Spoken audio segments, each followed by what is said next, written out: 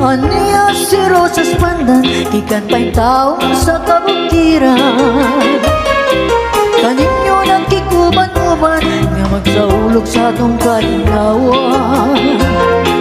Malito dahil akong puhunan, mao'y kabilis sa kong ginikanan. Awit na labing karaan, maggarbo sa atong kabunturan. Ayay sa kong balitaw, manindot ka mo sayaw, daw yamog ang kabugnaw.